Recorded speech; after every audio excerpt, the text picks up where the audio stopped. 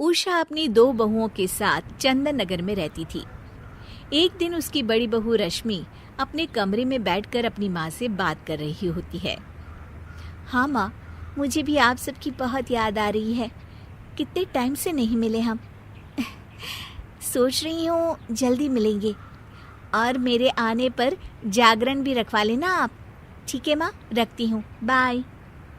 रश्मि अपने पीहर को याद करने लगती है और वहाँ जाने का प्लान बनाती है। एक काम करती हूँ, शाम को इनसे बात करती हूँ।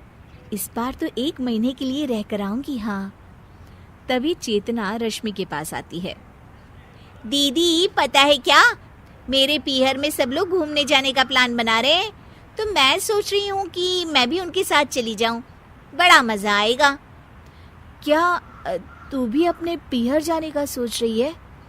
हाँ, तो क्या आप भी अपने पीहर जाने का सोच रही हो? हाँ, माँ सोच रही है कि घर पर जागरण रखवाए, तो मैं सोचती हूँ कि मैं भी वो अटेंड कर लूँगी और कुछ दिन रुक भी जाऊँगी। पर मुझे जाना है दीदी घूमने। अरे पर तुम तो शादी में गई थी ना 2 महीने पहले, मिली तो थी सबसे। मैं तो 3-4 महीने से नहीं गई।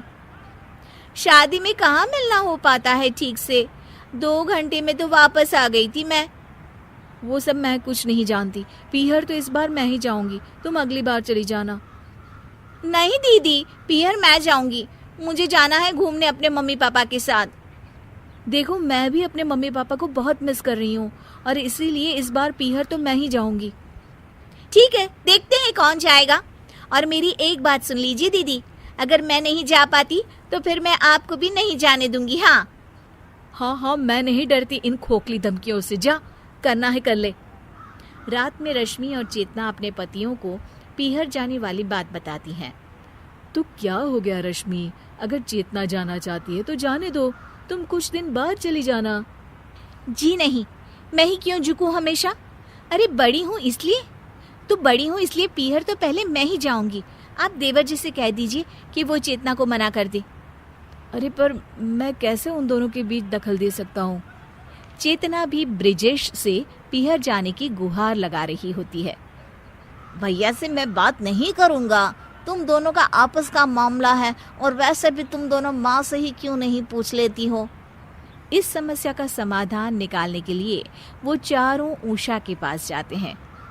माँ, रश्मि और चेतना दोनों को ही पीहर जाना है। दोनों कैसे जा सकती हैं? एक बार में एक ही तो जाएगी ना। इसीलिए तो मम्मी जी आपके पास आए हैं।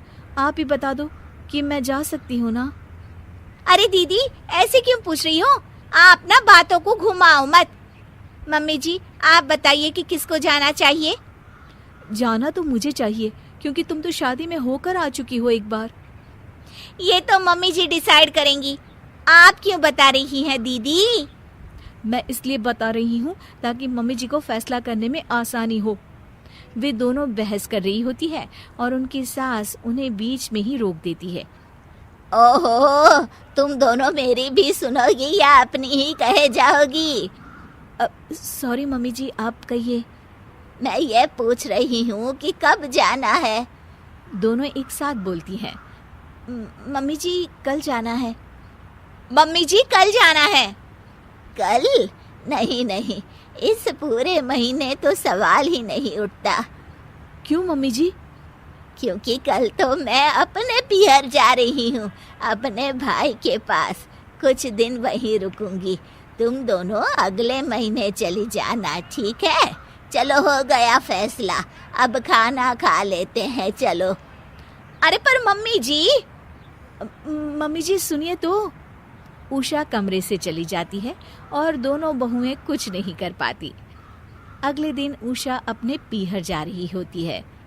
घर का ख्याल रखना बहू। दोनों बहुएं बड़े ही बेमन से बस अपनी गर्दन हिला देती हैं।